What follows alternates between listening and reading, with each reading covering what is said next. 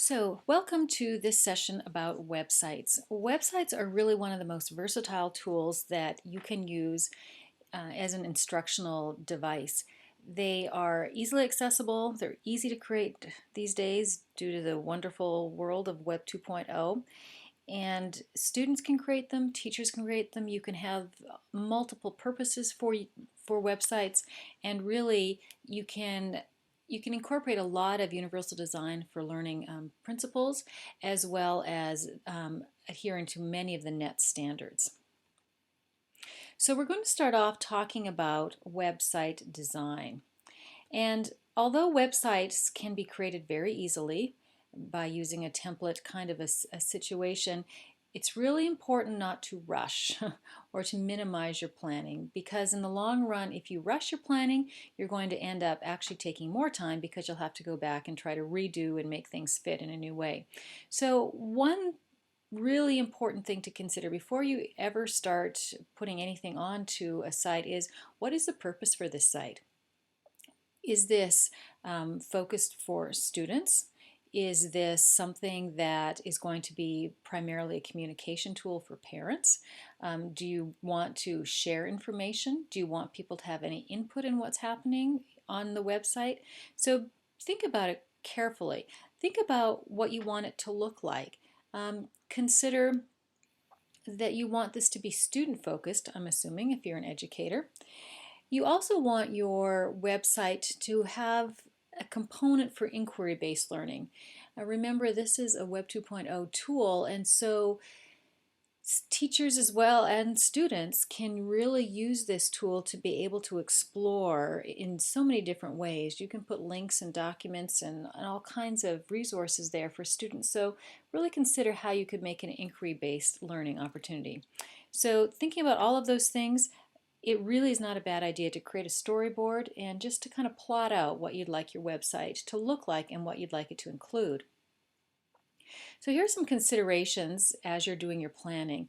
It's really important to think about your district policy. So we're focusing on school-based websites. So this is really not the place for you to put personal information or, my favorite hobbies, or if you sell something, definitely this is not the place for that kind of thing. This is really a place for students. This is where you want to have some information, of course, but for contact information, for example, you want to make sure that this is school contact information. So limit the possibility of identifying your students. Don't publish their contact information or even identify their work by more than their first name or even just initials. Really be careful about publishing photos. Most districts have some sort of a permission form that parents will sign that either allows or denies the use of their children's photos to be published. So make sure you know which students can or cannot have their photos posted. And really, please make sure you update your site on a regular basis, whether that's daily for some people, weekly, monthly, quarterly. If you want students and parents and possibly the community to be using your website, it needs to be updated. Don't let it go longer than quarterly at the very latest. Otherwise, it really is not that useful. So what's the good information to include? What's going to be helpful? Remember, think back to what was your purpose? With whom are you sharing this information? Ideally, this should be a place where students and parents can find resources and tools, sort of one-stop shopping. Once you have your site up and running, really train your students to use it. If assignments are on the website, if the document that they need to read is there, if you have links to a podcast you want them to listen to, train them to go to the website to find that information. It'll make your life and their life much simpler. So make sure that you keep things current and make sure that things are easy to find. So you want to reduce ambiguity about classroom protocol, perhaps. You can put your expectations right there on the site.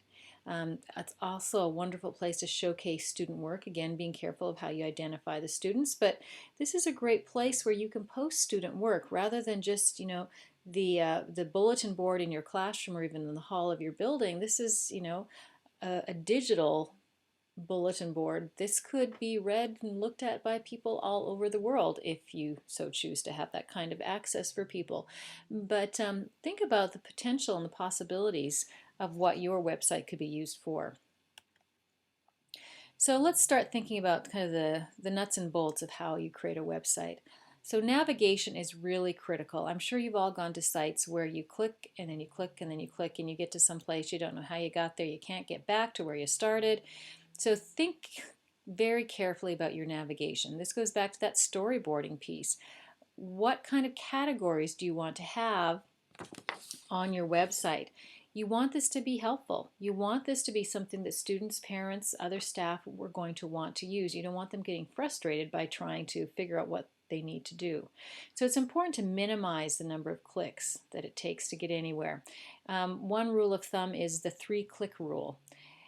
One way to make sure that happens is to always have on every page have a link back to the home page. So even if somebody starts going down a rabbit trail and it's not where they want to go, they can click on the home page, takes them back home, and then they can try something else.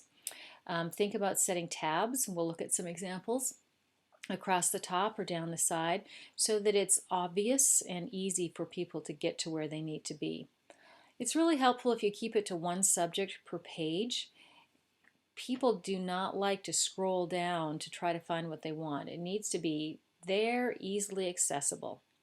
And think about what's the goal for that page. What is it that you're trying to share with people? Is this page intuitive? Does it make sense? If I click here, it'll take me there.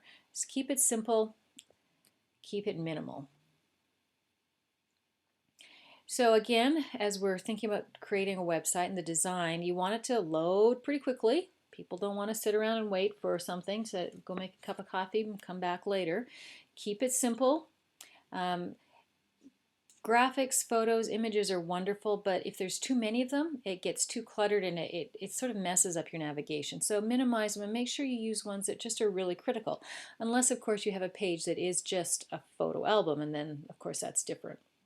But one thing too that you often see with people as they're beginning to create websites is they love to put these little animated things on there, which are fun and they're cute, but again, if you have too many of them, it just kind of gets annoying. Think about your layout, the design.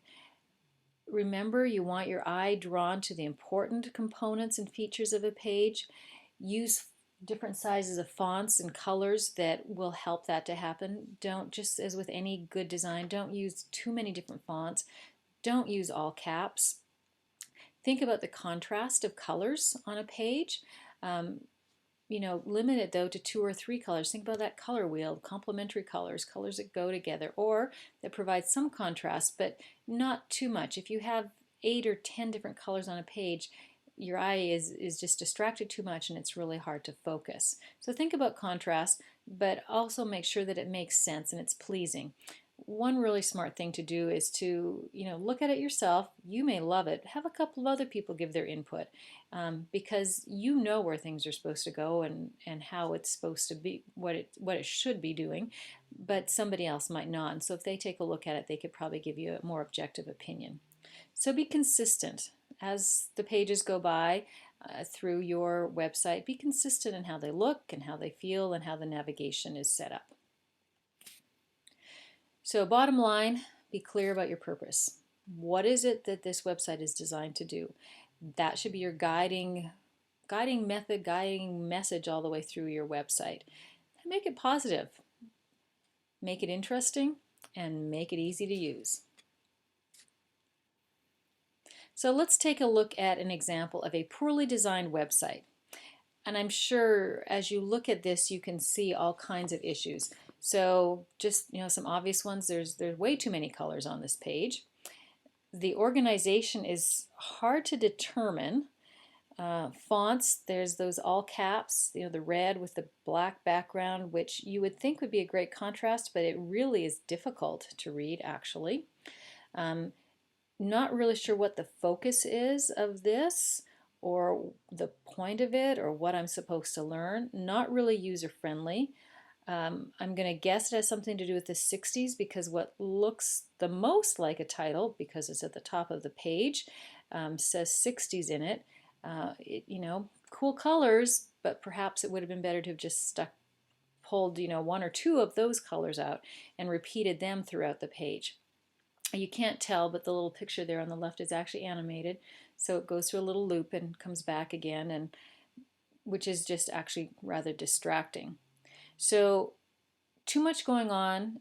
This website could be cleaned up and made much more effective by choosing to limit the colors, by choosing to make the important things stand out, larger font size perhaps, underlining things, and then just keeping things more more in a box kind of a sense. Not that you'd actually see the box, but think in terms of text boxes so that things would stay organized in their section.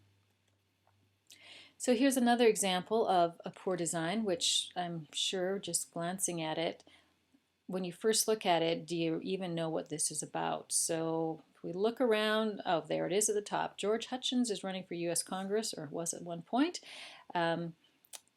When I try to read those sentences of restoring rights, he's got different colored fonts within the same line of text. Really difficult to read. I'm not sure if they're all links or not. Usually in a well-designed website, the links will be a different color, so they're easy to identify. Here, I'm not sure. Maybe everything is a link, but it's not user-friendly. People who go to this site probably are not going to be enticed to explore it much further just because it's so difficult to figure out what's going on. So let's look at some better design.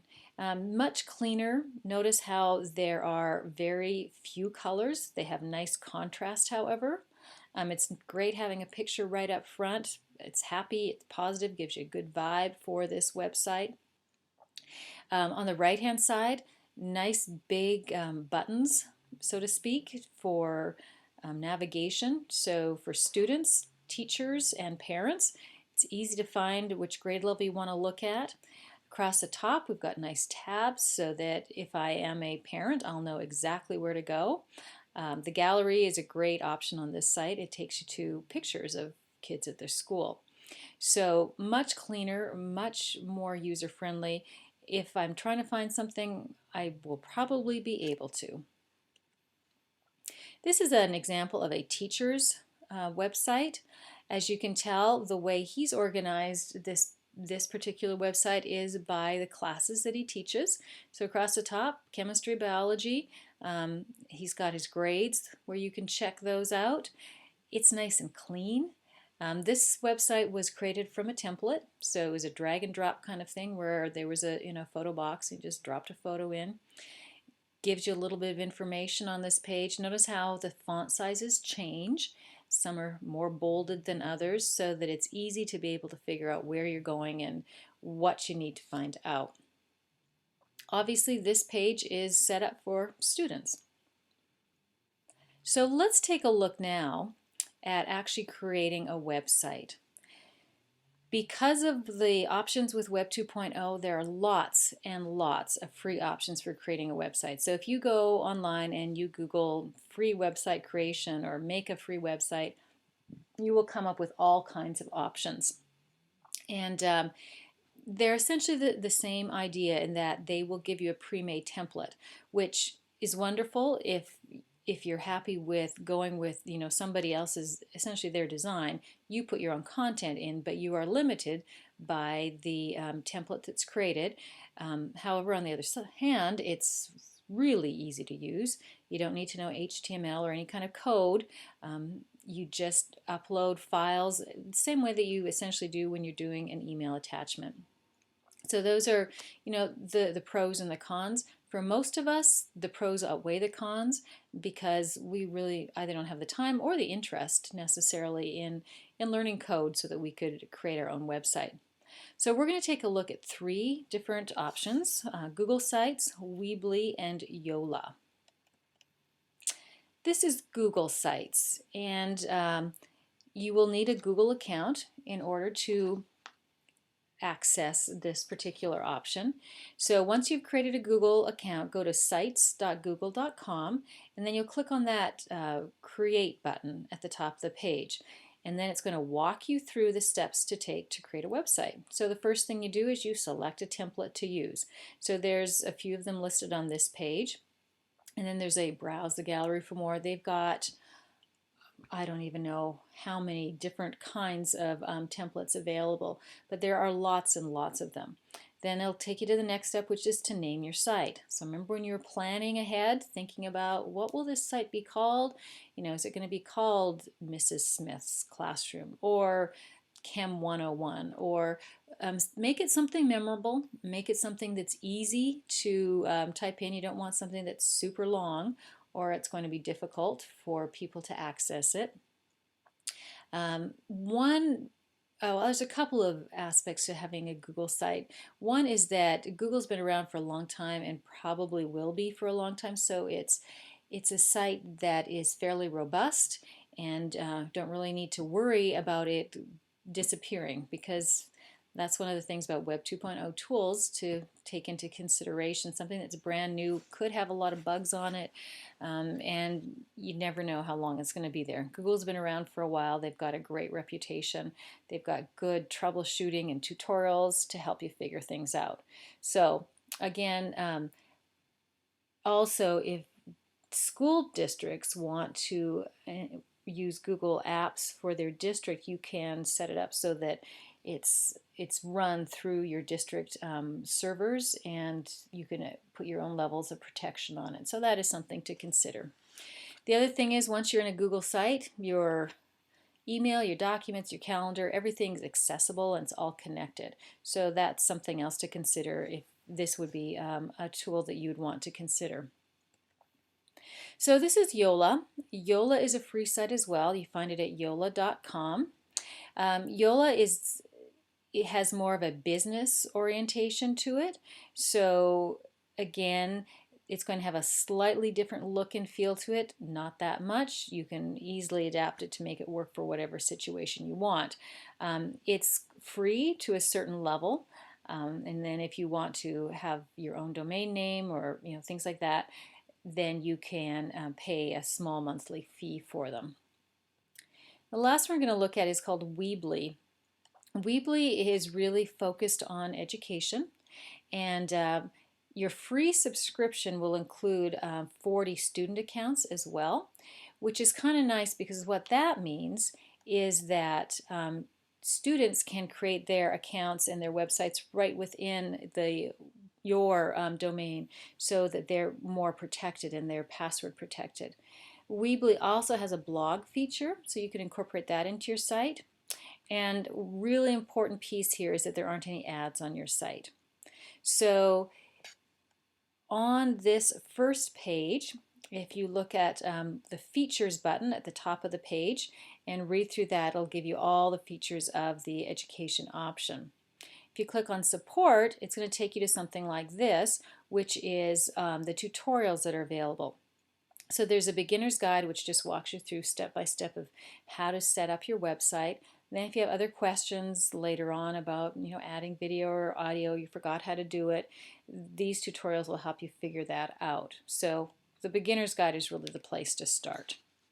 All of these sites, though, do have tutorials. They have help sites available, and they really are, I'm going to say it, they're fairly easy to use. Think again about what your purpose is. If this is going to be specifically for you to share information, a Google site or the Yola option might be good for you.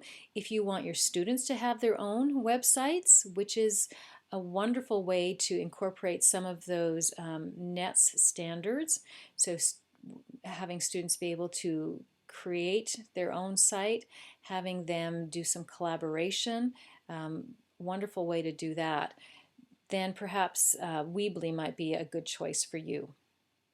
But you shouldn't make a choice without taking a look at all three of them and really making some considerations about that. So your assignments for this session are, I want you to evaluate some websites. So you're going to have to go out and search. Find an example of both a well-designed and a poorly designed educational website. So be thinking in terms of how this would be used in a classroom.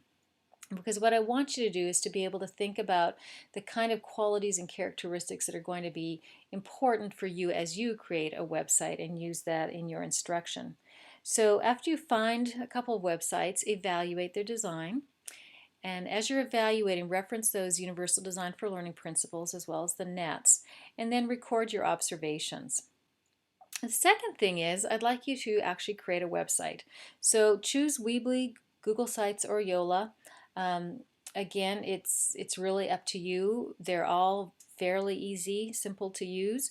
You might want to think again, what is your purpose for creating this particular site?